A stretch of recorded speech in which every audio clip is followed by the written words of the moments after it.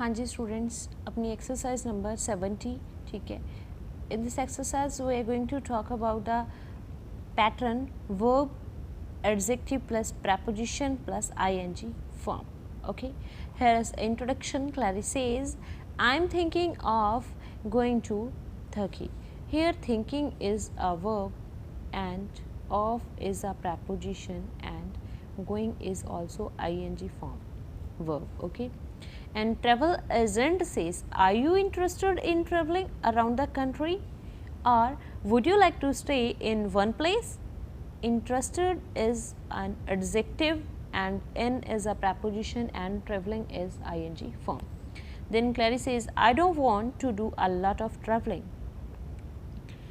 Then what the exercise is, some verbs and adjectives can have a preposition after them. ਤਾਂ ਕੁਝ verbs ਤੋਂ ਬਾਅਦ ਆਪਾਂ preposition use ਕਰਦੇ ਹਾਂ. ਓਕੇ, ਹੁਣ ਤੱਕ ਆਪਾਂ ਡਿਸਕਸ ਕੀਤਾ ਸੀਗਾ ਕਿ verb plus to infinitive, adjective plus to infinitive, okay, noun plus to infinitive, verb plus object plus to infinitive. ਤਾਂ ਇੱਥੇ ਆਪਾਂ ਗੱਲ ਕਰ ਰਹੇ ਹਾਂ ਆਈਐਨਜੀ ਫਾਰਮ. ਠੀਕ ਹੈ, ਤਾਂ sometimes we can use I N G form after the preposition. ਤਾਂ ਪਹਿਲਾਂ ਵਾਲੀ ਵਰਬ ਦੇ ਵੱਲ ਧਿਆਨ ਨਹੀਂ ਦੇਣਾ. ਪਹਿਲਾਂ ਵਾਲੀ ਵਰਬ ਦੇ ਨਾਲ ਜਾਂ ਫਿਰ ਇੱਥੇ ਐਡਜੈਕਟਿਵ ਵੀ ਹੋ ਸਕਦਾ ਹੈ, ਈਡੀ ਵੀ ਲੱਗਿਆ ਹੋ ਸਕਦਾ ਹੈ, ਸੈਕਿੰਡ ਫਾਰਮ ਵੀ ਹੋ ਸਕਦੀ ਹੈ, ਥਰਡ ਵੀ, ਆਈਐਨਜੀ ਫਾਰਮ ਵੀ ਹੋ ਸਕਦੀ ਹੈ. What we have to focus on the verb form after preposition, ਕਿ ਜਿਹੜੀ ਪ੍ਰੈਪੋਜੀਸ਼ਨ ਤੋਂ ਬਾਅਦ ਵਰਬ ਫਾਰਮ ਹੁੰਦੀ ਹੈ ਉਹਦੇ ਨਾਲ ਆਲਵੇਜ਼ ਆਪਾਂ ਕੀ ਯੂਜ਼ ਕਰਨਾ, I N G form. He says I apologized for making a mistake, ਕਿ ਮਾਫੀ ਚਾਹੁੰਨਾ ਕਿਹਦੇ ਲਈ, ਫॉर ਮੇਕਿੰਗ ਆ ਮਿਸਟੇਕ. ਤਾਂ ਫॉर अपने कोल की है प्रैपोजिशन. Laura is keen on taking photos. I'm thinking of going to Turkey. Are you interested? Interested is a adjective. An adjective. We are tired of not having a place to live. ਤਾਂ ਇੱਕ ਗੱਲ point ਹੈ ਕਿ ਆਪਾਂ ਇਹਨਾਂ ਦੇ ਨਾਲ not ਨਹੀਂ ਲਗਾ ਸਕਦੇ. ਮੀਨਸ ਕਿ जिस तरह नॉट हैविंग लग्या होए, okay, we can use not before the ING form not having. तो नॉट हैविंग कित्थे लगेगा, मीनस कि इन्हां तो बाद नहीं लगाना आपां. प्रैपोजिशनस तो पहला नॉट नहीं लगूगा, ऑलवेज कित्थे लगेगा, after preposition and before the ING form of verb. Next उन्होंने आपां नूं स्ट्रक्चर दिता होया verb plus preposition plus I N G form. तो जिस तरह उपर किया होया सी आपां verb plus preposition plus I N G form, same उन्होंने अपने नाल स्ट्रक्चर डिस्कस किए हुए हैं. तो एग्जाम्पल्स दित्तियां हुई ने, don't you believe in discussing things openly. Okay, unfortunately Tom insisted on telling us all about United win. Here देखो प्रैपोजिशन तो बाद वाली जिन्नी भी फॉर्म होएगी उहदे नाल की लगेगा आईएनजी. बट जिहड़ी पहला फॉर्म होएगी वो डिपेंड करता अपने सेंटेंस ते, अपने टेंस ते. We are talking in present और पास्ट. प्रेजेंट दे विच इन्होंने बिलीव लगाया होया, पास्ट की गल कीती तां इंसिस्टेड. ओके, तो इस तो बाद इन्होंने आपां नूं कुछ स्ट्रक्चर्स दिते हुए ने. मीनस के कुछ वर्ब्स इदां ਦੀਆਂ ਹੁੰਦੀਆਂ ਨੇ ਕਿ ਉਹਨਾਂ ਦੇ ਨਾਲ ਪਾਰਟੀਕੂਲਰ ਪ੍ਰੈਪੋਜੀਸ਼ਨਸ ਅਟੈਚਡ ਹੁੰਦੀਆਂ ਨੇ. ਆਪਾਂ ਉਹ as it is he use ਕਰਦੇ ਹਾਂ. ਜਿਸ ਤਰ੍ਹਾਂ ਅਪੋਲੋਜਾਈਜ਼ ਦੇ ਨਾਲ for, agree with. Okay, agree on ਨਹੀਂ ਕਹਿ ਸਕਦੇ, ਅਗਰੀ ਆਫ ਨਹੀਂ ਕਹਿ ਸਕਦੇ. ਆਪਾਂ ਅਗਰੀ ਦੇ ਨਾਲ ਆਲਵੇਜ਼ ਕਿਹੜੀ ਪ੍ਰੈਪੋਜੀਸ਼ਨ ਲਗਾਵਾਂਗੇ, ਵਿਦ. ਅਪੋਲੋਜਾਈਜ਼ ਦੇ ਨਾਲ always for, concentrate on, object to, rely on, think of. तो याद रखना कि किहड़ियां वर्ब्स दे नाल किहड़ी प्रैपोजिशन यूज़ होंदी है. नैक्सट उन्होंने आपां नूं की किया होया कि verb plus object plus preposition plus I N G form. जिस तरह आपां पहलां कीता सीगा कि verb plus object plus to infinitive, ठीक है, adjective plus object plus to infinitive. Okay, verb की जगह ते सम टाइम इत्थे की हुंदा सीगा एडजेक्टिव, ऑब्जेक्ट, उस तो बाद टू इनफिनिटिव. तो हेयर सेम स्ट्रक्चर हैगा, verb plus preposition plus I N G form आप पहला भी कर ही रहे हैं. बट इत्थे की इंसर्ट होया object. After some verbs we can put an object. Means कि आप जो ऑब्जेक्ट पुट करांगे जी फस्ट तो वर्ब आएगी उहदे तो बाद करांगे एंड प्रैपोजिशन तो पहला करांगे. तो अगर नॉट लगाना होंदा तो वो कित्थे लगावांगे, आईएनजी फॉर्म तो पहला। Okay, Emma accused Matthew of not caring about her। ਤਾਂ ਐਮਾ ਹੈਗੀ ਹੈ ਜਿਹੜੀ ਉਹ ਮੈਥਿਊ ਨੂੰ ਐਕਿਊਜ਼ ਉਹਨੂੰ ਝਿੜਕ ਰਹੀ ਹੈ। Y?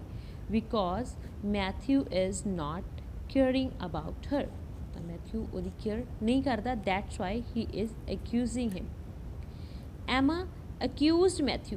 accused is a verb, Matthew is object, and of is preposition, here not an ing form of verb।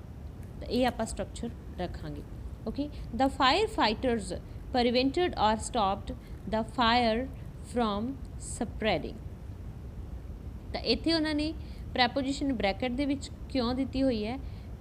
मीनस कि we can drop it also. अगर आप लगाना चाहते हैं then it is okay, otherwise we can drop it. Blame दे नाल for लगता है, कंग्रैचुलेट दे नाल ऑलवेज ऑन लगता है, एंड थैंक दे नाल ऑलवेज फॉर लगता है। ओके, नैक्सट उन्होंने स्ट्रक्चर दिता होया adjective plus preposition plus I N G form. ऊपर आप कीता सी verb plus preposition plus I N G form. Here we are going to discuss about adjective plus preposition plus I N G form. People were annoyed at not being able to see properly. तो annoyed अपने कोल की है? Adjective मीनस कि गुस्से होना। तो adjective जोड़ा मतलब कि क्वालिटी दसदा।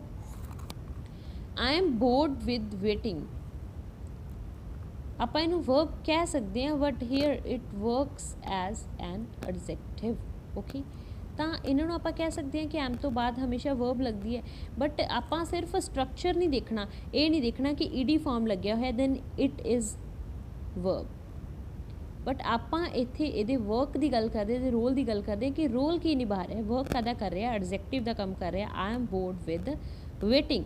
Vicky is excited about going to America. तो इत्थे एक्साइटेड भी अपने कोल की है? एडजेक्टिव है। Okay, the I am pleased about और एट विनिंग अ प्राइज।